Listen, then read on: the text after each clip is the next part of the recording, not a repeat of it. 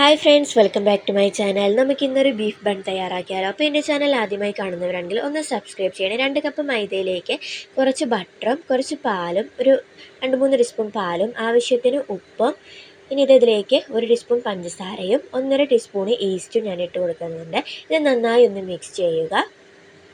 ഇനി ഇതിലേക്ക് കുറച്ച് വെള്ളം ഒഴിച്ച് കൊടുത്ത് ഒരു ചെറിയൊരു ലൂസ് പരുവത്തിൽ ഞാനിത് നന്നായി കുഴച്ചെടുക്കുന്നുണ്ട്. ഇത് ഒരു മണിക്കൂറാണ് ഞാനിത് റെസ്റ്റ് ചെയ്യാൻ വെച്ചിട്ടുള്ള സമയം. അപ്പോൾ ഈ സമയം കൊണ്ട് നമുക്കിത് ബീഫ് വേവിച്ചെടുക്കാം. ബീഫിലേക്ക് 1/2 ടീസ്പൂൺ മഞ്ഞൾപ്പൊടി, 1 ടീസ്പൂൺ പെപ്പർ, ആവശ്യത്തിന് ഉപ്പും കുറച്ച് വെള്ളം ഒഴിച്ചിട്ട് ഇതൊരു 8 വിസിൽ ഞാൻ അടിച്ചെടുക്കുന്നുണ്ട്. ഒരു നുള്ളു ഉലുവ കൂടി ഇട്ട് കൊടുക്കുന്നുണ്ട് കേട്ടോ.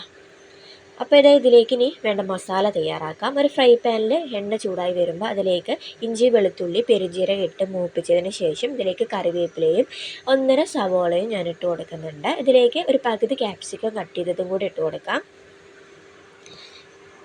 ഇനി ഇത് നന്നായി വഴണ്ട് വരുമ്പോൾ ഒരു പച്ചമുളക് കട്ട് ചെയ്തിട്ട് കൊടുക്കുന്നുണ്ട്. കുറച്ച് ഉപ്പ് ഇട്ട് കൊടുക്കുന്നുണ്ട്.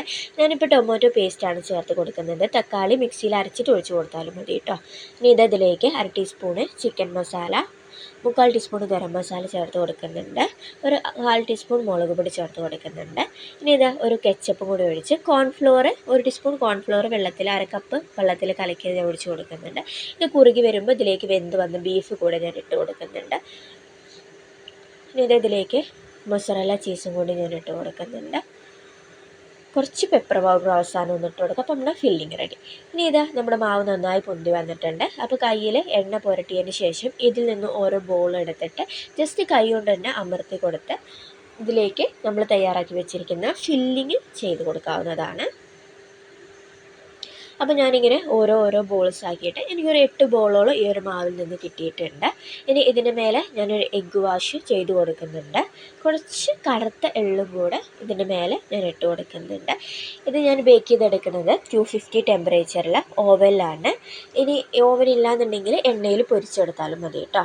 അപ്പോൾ അത് ഏകദേശം എൻ്റെത് തയ്യാറായി വന്നിട്ടുണ്ട്. അപ്പോൾ സിമ്പിളാണ്. വീഡിയോ ഇഷ്ടപ്പെട്ടാൽ സബ്സ്ക്രൈബ് ചെയ്യാൻ മറക്കരുത്. എല്ലാവരും ട്രൈ ചെയ്ത് നോക്കുക. Thank you.